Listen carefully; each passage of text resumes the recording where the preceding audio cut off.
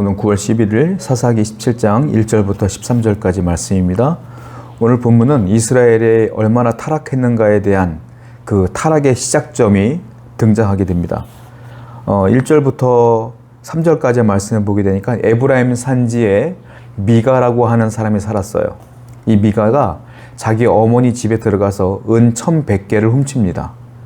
그랬더니 은 1100개가 없어지니까 그 미가의 어머님이 도둑 맞은 줄 알고 막 저주를 퍼부어요. 그의 신에게. 그랬더니 미가가 두려운 거예요. 그 저주가 자기한테 올 것 같은 거예요. 그래서 이실직고 합니다. 어머니, 사실은 어머니 그 은 1100개를 제가 훔쳤어요 라고 얘기했더니 이 어머님은 자기 자신에게, 자기 자식에게 저주할 수 없으니까 오히려 축복을 하죠. 여러분, 이 과정을 통해서 볼 수 있는 게 뭐냐면 이 미가는 부모님의 돈을 훔쳤어요. 그리고 아닌 것처럼 시치미를 뗐어요. 즉 부모를 우롱했어. 희롱한 거죠. 그리고서 부모님에게 자기가 저주받을 것 같으니까 이실직고를 한 뒤에 단 한 번도 하나님께 회개한 적이 없어. 왜? 하나님은 네 부모를 궁경하라. 이게 율법이거든요. 그런데 거기에 율법을 어긴 거에 대한 회개가 하나도 없어.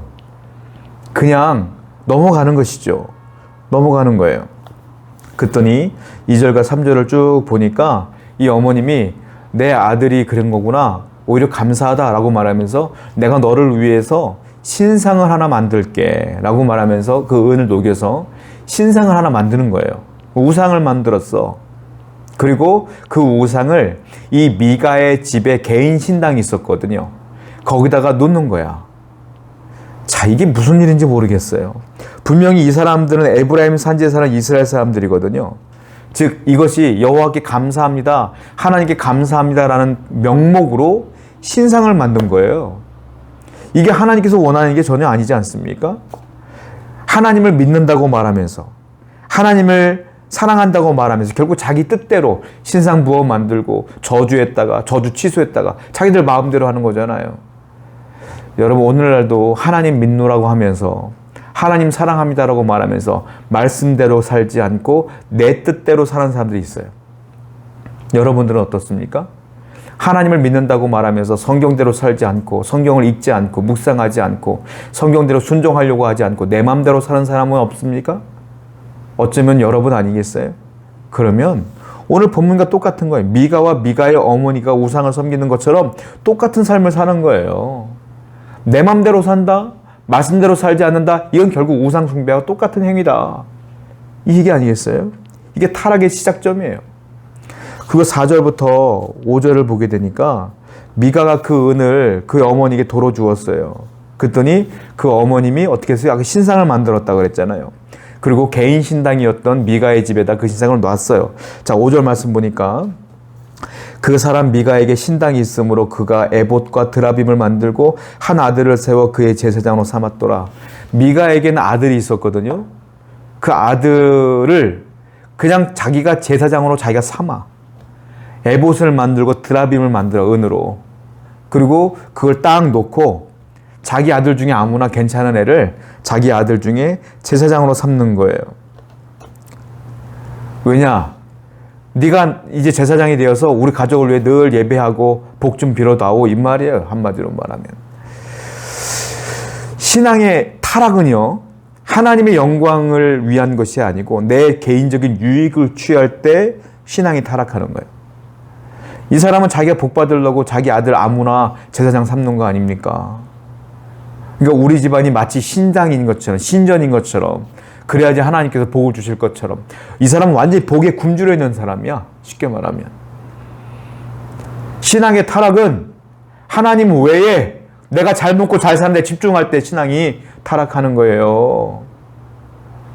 여러분들, 우리는 항상 하나님의 영광을 구하는 자가 돼야지, 내가 잘 먹고 잘 사는 데 집중하기 시작하면 여러분들의 믿음은 무너질 수밖에 없다라는 거예요.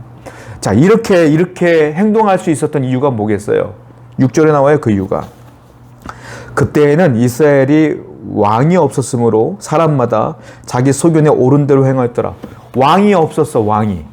그러니까 자기 마음대로 하는 거야. 자기들 마음대로 신당도 짓고 우상도 만들고 제사장도 세우고 지들 마음대로 하는 거예요. 이스라엘에게 왕이 있었어요, 없었어요? 사람으로서의 왕은 없었죠. 왕이 없는 이유가 뭔지 아십니까? 하나님이 이스라엘의 왕이었기 때문에 왕을 안 세우신 거예요.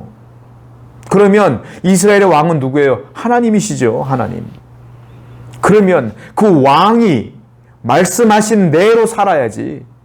그 말씀이 뭐예요? 성경이죠, 성경. 하나님 말씀에 순종하며 살아야지. 그 말씀을 제외하고 하나님을 제외하고 내 소견대로 행하니까 이런 일이 벌어지는 거 아니겠습니까? 성도라 하면 내 안에 하나님을 왕으로 모신 자예요. 예수님을 내 안에 왕으로 모신 자예요. 교회의 머리는 예수님이에요. 교회는 성도야. 우리는 내 안에 성령을 모셨다는 건 왕으로 모신 거예요. 그러면 성도는 왕의 말씀대로 살아야 되는 거예요. 그게 뭐예요? 하나님 말씀이죠. 그 말씀을 떠나면 내 소견대로 사는 거예요. 내 소견대로 살면 내 이익을 취하며 사는 것이고, 내 이익을 위해 사는 사람들은 이와 같이 영적 타락의 길을 걷는 거다. 아니겠습니까? 우리의 삶의 기준은 그러므로 항상 말씀이 되어야 된다라는 거죠. 7절과 8절을 보면 더 심각한 타락이 나오는데, 이번에 종교 지도자의 타락이 나오는데 레위인이 등장을 해요. 한 젊은 레위인이 이렇게 길을 걷는 거예요. 여행을 가는 것이겠죠. 7절 보니까 레위인으로서 거기서 거류했다. 그리고 그 8절 보니까 이주할 곳을, 거주할 곳을 찾고자 하다 보니까 에브라임 산지로 들어갔는데 거기에 미가의 집에 이르렀어요. 미가의 집까지 레위인이 들어온 거예요. 그때 9절에 보니까 미가가 그에게 묻되 너는 어디서부터 오느냐 하니 그가 이르되 나는 유대 베들레헴 레위인으로서 거류할 곳을 찾으러 가노라. 레위인이라는 말을 딱 들은 거예요. 얘는 진짜 정통 제사장이네?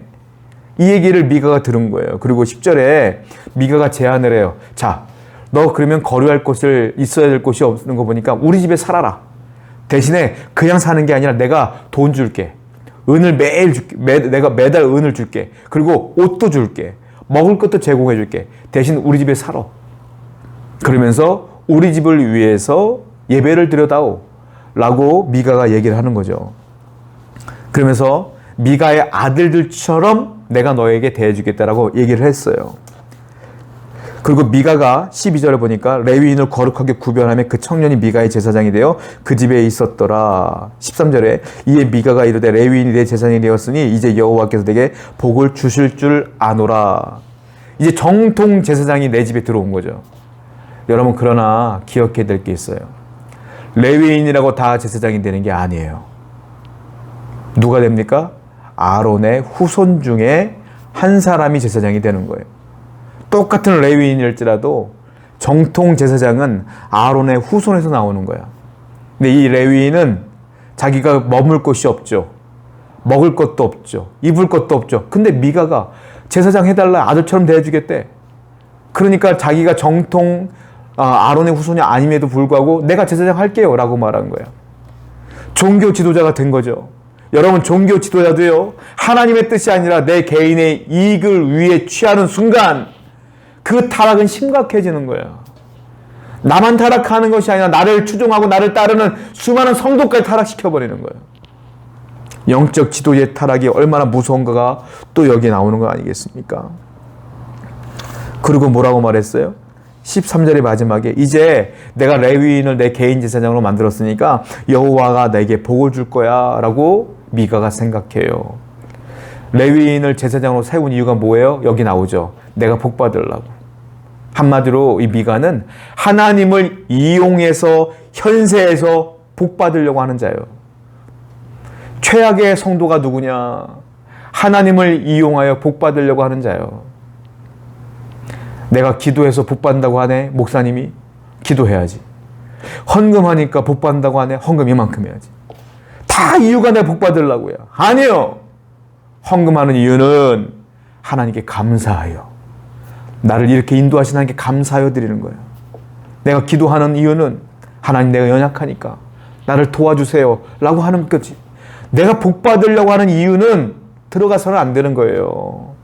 하나님이 그랬잖아요. 예수님이 너희는 먼저 그의 나라와 그의 의를 구하라. 그러면 이 모든 것을 더하시리라. 나는 하나님의 영광을 위해 구하는 거야. 그럼 하나님이 필요하면 공급해 주시는 것뿐이지. 성도 여러분, 오늘도 현재의 복을 받기 위해 하나님을 이용하는 어리석음을 범치 마세요.